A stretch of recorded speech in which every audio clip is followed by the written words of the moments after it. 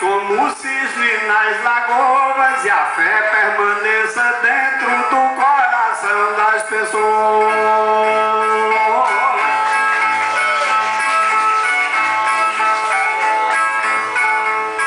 O Natal para as pessoas é muito tradicional, a comida é mais gostosa e a bebida especial, e as famílias reunidas para celebrar o Natal. Eu espero que o Natal não fique só nos sermões, só na troca dos presentes, jantares, reuniões. Eu tomara que as pessoas modifiquem os corações. Seja o Natal das canções e nota da fraternidade, que o presente dos amigos, que o embrulho da verdade esteja acima do brilho que existe na falsidade. Foi nessa natalidade de Jesus onipotente, tem jantar em toda casa, tem abraço, tem presente.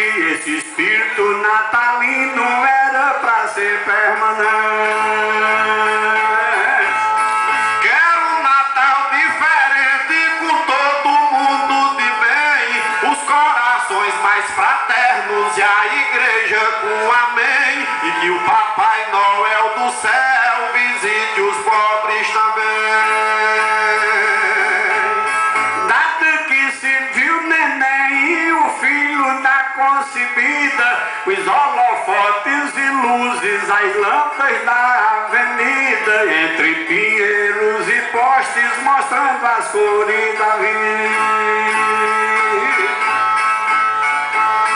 As emoções divididas no lugar que a paz se instala, o pinheiro muito próximo e um pisca-pisca na sala, e as emoções demonstradas até nas sílabas da fala. Eu quero um Natal sem bala, sem preconceito, sem dor, todo mundo proclamando a vinda do Salvador, de almas entrelaçadas para celebrar o amor. A paz tendo mais fervor, sem tráfico e sem contrabando, sem pais matando os seus filhos, sem nações se guerreando, e abrir de paz as fronteiras para o ano que está chegando.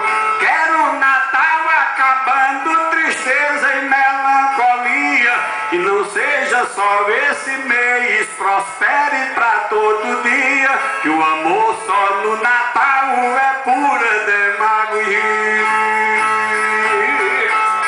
Não seja só heresia de rótulos comerciais, e o Natal que está chegando, que seja de amor e paz, data comemorativa dos verdadeiros natais. Como nos outros natais tem pinheiros enfeitados, tem casas cheias de lâmpadas, presépios iluminados, e a superlotação da venda em lojas e supermercados. Tem os sinos instalados como a questão do louvor, tem a missa da igreja e a pregação do amor, e o povo fragilizado na palavra do Senhor. No Natal do Salvador toda pessoa acredita, com bandeira, com balão, com tanto laço de fita, e as gambiarras de luzes deixam a rua mais bonita.